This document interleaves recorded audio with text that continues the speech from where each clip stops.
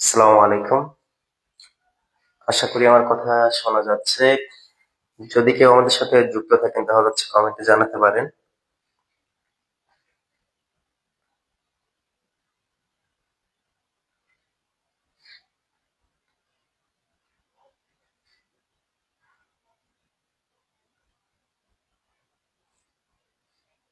সাথে কি কেউ যুক্ত হয়েছেন আমাদের সাথে?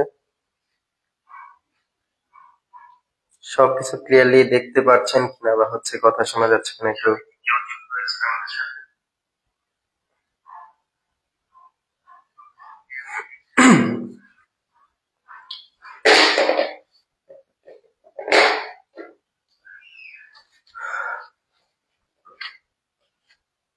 তো দেখা যাচ্ছে আমাদের সাথে 3 জন যুক্ত হয়েছে। তো যেহেতু আমাদের ক্লাসের সময় হয়ে গিয়েছে, আমরা কাল ক্ষেপণ না করে ক্লাসটা আমরা শুরু করে দেব। তো এই এসিন ড্যাটন, তো এটা আমরা নর্মালি এটার সাথে তেমন একটা পরিচিত না, বাট অহরহ এই ধরনের বাক্য আমরা দেখতে পাই। ঠিক আছে, তো এটা একটা সাহিত্যিক টার্ম। সাহিত্যিক টার্ম এসিন ড্যাটন বাক্যের যে কনজাংশন, বিশেষ করে বাক্যের যে কনজাংশন সেগুলো বর্জন অথবা কি অনুল্লেখ। যেরকম এই ক্ষেত্রে নরমালি ব্যবহার করা হয় কোঅর্ডিনেটিং যে আমাদের কনজাংশন গুলো রয়েছে, যেরকম এন্ড, তারপর অর, আর বাট। এই এন্ড, অর, বাট, এই তিনটা যে আমাদের কোঅর্ডিনেটিং কনজাংশন, এগুলা যেখানে ব্যবহার করার কথা আমরা যদি সেখানে ব্যবহার না করি, সেগুলা বর্জন করি অথবা বাদ দেই, তাহলে সেটাকেই বলা হয় অ্যাসিন ড্যাটন। ঠিক আছে, এটা আমরা নরমালি সাহিত্যে ব্যবহার করে থাকি। এটা একটা বাক্যের ফ্লোটা সহজ করে দেয়, বাক্যটাকে আরো বেশি কনসাইজ করে। ঠিক আছে, তো আমরা একটু দেখি উদাহরণ। যেরকম একটা জুলিয়াস সিজারের বিখ্যাত উক্তি আছে না, যেরকম সেটা I came, I saw, I conquered, I came, I saw, I conquered. তো আমরা নরমালি একটা রুলস জানি, সেটা কোন বাক্যের মধ্যে যতগুলো ফাইনাইট ভার্ব থাকে, যতগুলো ফাইনাইট ভার্ব, ঠিক যতগুলো ফাইনাইট ভার্ব তার যে কনজাংশন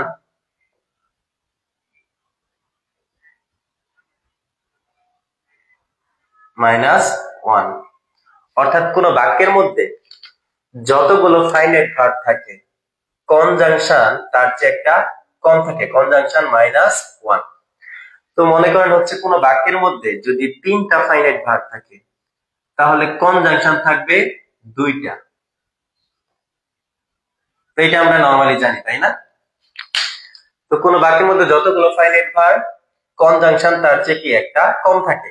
তো 3টা ফাইনাইট ভার্ব থাকলে কনজাংশন 2টা, যদি 4টা থাকে তাহলে 3টা কনজাংশন, 2টা থাকলে একটা কনজাংশন। তো এই ধরনের সিকোয়েন্স আমরা নরমালি ফলো করি।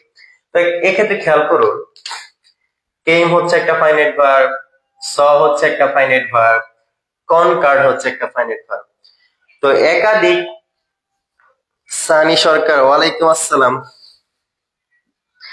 তো খেয়াল করুন, কেম, স আর কনকার্ড, এখানে 3টা ফাইনাইট ভার্ব রয়েছে, কিন্তু কোনো কনজাংশনের উপস্থিতি নাই।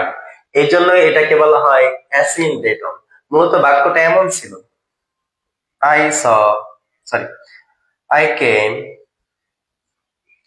and I saw and I conquered.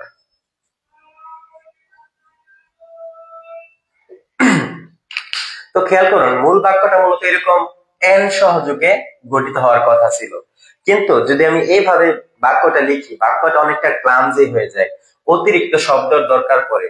কিন্তু এইভাবে লিখলে আমি খুব সহজেই অনায়াসে আমার বাক্যের যে ফ্লো বা রিদম বা ছন্দ, এটা খুব স্বাভাবিকভাবে আমি প্রকাশ করতে পারি। অর্থাৎ এটা বলে খুব দ্রুত, ফাস্টার আমি বলতে পারতেছি। আমার এখানে কোনো পজের দরকার পড়তেছে না। এই বাক্যটা পড়লে কিন্তু প্রতিবারই হচ্ছে একটা বিরতি দিতে হচ্ছে, যেরকম I came and I saw and I conquered, অর্থাৎ প্রতিটা ক্ষেত্রে আপনার একটা পজের দরকার পড়তেছে, যার ফলে বাক্যের যে স্বাভাবিক ফ্লো এটা বিঘ্নিত হচ্ছে।